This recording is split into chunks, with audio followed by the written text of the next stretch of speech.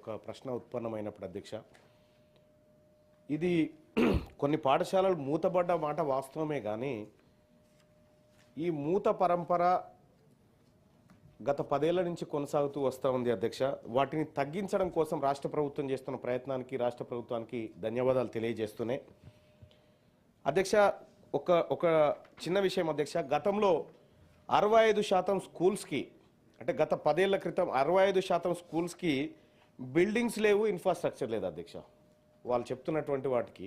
So వాటి విషయంలో ప్రభుత్వం ఏమైనా అంటే ఆ లోటును ఏమైనా పూడ్చడం కోసం రాష్ట్ర ప్రభుత్వం ఏమైనా చర్యలు తీసుకుంటుందా ఒకటి అధ్యక్ష. ఇక క్లాస్ రూమ్స్ లేకుండా ఏది ఒక బిల్డింగ్స్ లేకుండా చిన్న చిన్న డార్మెటరీస్లలో కూడా పెద్ద పెద్ద గురుకులాలని చెప్పి నడిపించినటువంటి పరిస్థితి కల్లారా చూసినాం అధ్యక్ష. అలాగే 90% బీసీ వెల్ఫేర్ మస్తుగున్నాయి కానీ మైనారిటీ వెల్ఫేర్ లాంటివి చాలా ఉన్నాయి.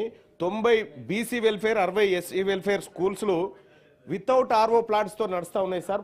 రక్షిత మంచినీటి కోసం రాష్ట్ర ప్రభుత్వం చర్యలు తీసుకోవాల్సిందిగా ఒక మాట సార్. అలాగే 20% స్కూళ్ళు సార్, 20% స్కూళ్ళు ఇక్కడ ఇబ్రాహీంపట్నం పేరు మీద స్కూల్ శాంక్షన్ అవుతుంది, అది పోయి మాల్కాడు ఉంటుంది సార్. ఈ రకంగా పేరు ఒక చోట ఊరొక చోట ఏదో తూతు మంత్రంగా గతంలో ఈ పాఠశాల నిర్వహణలు కొత్త గురుకులాలను తీసుకొచ్చినారు సార్. ఇక్కడ గమ్మత్ విషయం ఏంటంటే సార్, ఇంకా గతంలో 2014లో బీఆర్ఎస్ పార్టీ మేనిఫెస్టో చూసి నేను సంతోషపడ్డా సార్.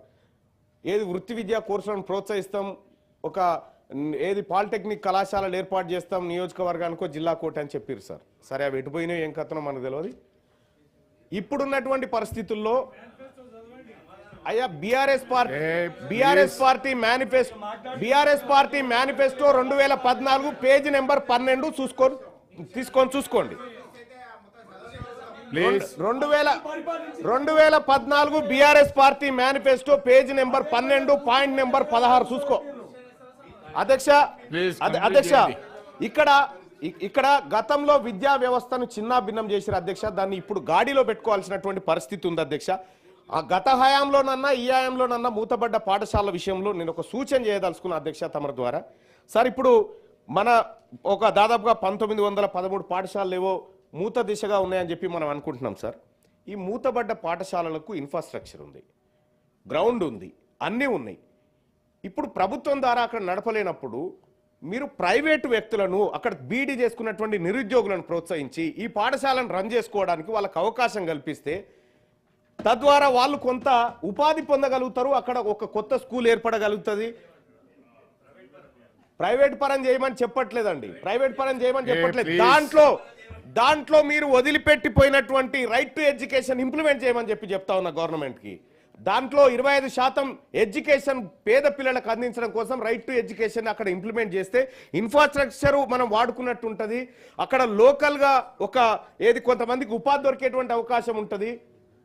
నిరుద్యోగం కూడా కొంత తగ్గించేటువంటి పరిస్థితి గ్రామీణ ప్రాంతాల్లో ఏర్పడుతుంది. కాబట్టి రాష్ట్ర ప్రభుత్వం ఆ దిశగా ఆలోచిస్తే ఖచ్చితంగా మనం గ్రామీణ ప్రాంతంలో ప్రతి ఊర్లో మనం అనుకున్నటువంటి స్కూల్, గతంలో వాళ్ళకు ఏ ఆలోచన లేక మూతబెట్టినటువంటి స్కూల్ ఏవైతే ఉన్నాయో ఇవాళ మనం ఓపెన్ చేసి ప్రతి పేదవాడి ఇంటికి ఎడ్యుకేషన్ తీసుకుపోయేటువంటి అవకాశం దొరుకుతుంది అని తమ ద్వారా తెలియజేస్తున్న అధ్యక్ష.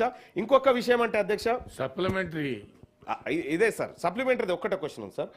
ఇప్పుడు ఫీజు బకాయిల గురించి కూడా చాలా మాట్లాడుతూ ఉన్నారు సార్. నిజంగా ఇబ్బంది జరుగుతూ ఉంది సార్. దాన్ని కూడా దయచేసి పెద్ద మనసుతో ఆ ఫీజు రియంబర్స్మెంట్లు ఏవైతే పెండింగ్లు ఉన్నాయో గతంలో అడగలేకపోయినాం, వాళ్ళు చేయలేకపోయారు, మన ప్రభుత్వం అన్న చేయాలని రిక్వెస్ట్ చేస్తా ఉన్నా అధ్యక్ష. గౌరవ మంత్రి గారు, మన ఊరు మనబడి కార్యక్రమం గత ప్రభుత్వం తీసుకున్నది. దాంట్లో చాలా గ్రామాల్లో సగం కన్స్ట్రక్షన్ అయిపోయి ఉన్నాయి. వాళ్ళకు పేమెంట్స్ ఇవ్వాల్సినటువంటి అవసరం ఉంది. ఎందుకంటే ఎగ్జాంపుల్ నా ఊర్లోనే జిల్లా పరిషత్ హై స్కూల్ మన ఊరు మనబడిలో తీసుకున్నారు. స్లాబ్ వేసినారు, గోడలు కిటికీలు లేవు. తర్వాత ఆ స్కీము ఇప్పుడు కొత్త ప్రభుత్వం ఏం చేసింది, అమ్మ ఆదర్శ పాఠశాల తీసుకున్నారు. వాటినన్నా పూర్తి చేస్తే బాగుండేది, వాటిని పూర్తి చేయలేదు. కాబట్టి దాని మీద మీరు ఒక మన ఊరు మనబడికి సంబంధించినటువంటి వాటి పేమెంట్స్ మొత్తం పూర్తి చేయాలి. ఫర్దర్గా ఉన్నటువంటి వర్క్లను ఇమీడియట్గా పూర్తి చేస్తే పిల్లలేమో ఇప్పుడు చెట్ల కింద కూర్చునేటువంటి పరిస్థితి వచ్చింది. ఎందుకంటే హాఫ్ ఏ కన్స్ట్రక్షన్ అయి ఉన్నాయి అవన్నీ. కాబట్టి వాటి మీద ఒక ప్రత్యేకమైనటువంటి శ్రద్ధ తీసుకొని స్పెషల్ డ్రైవ్ కింద వాటిని పూర్తి చేయమని చెప్పి నేను గౌరవ మంత్రి గారి దృష్టికి తీసుకొస్తా ఉన్నాను. ఆనరబుల్ మినిస్టర్ గారు. అధ్యక్ష ఇది అయినాక మళ్ళీ మాట్లాడదాం. దీని టైం ఇస్తే మాట్లాడతారు, ఆయన మాట్లాడతారు. మీరు కానీ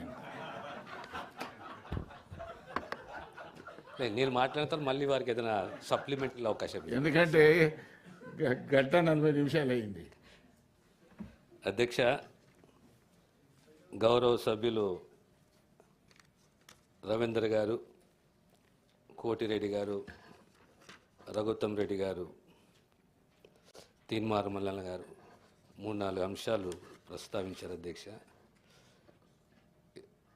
డ్రాప్ అవుట్ సంఖ్య పెరుగుతున్నది అని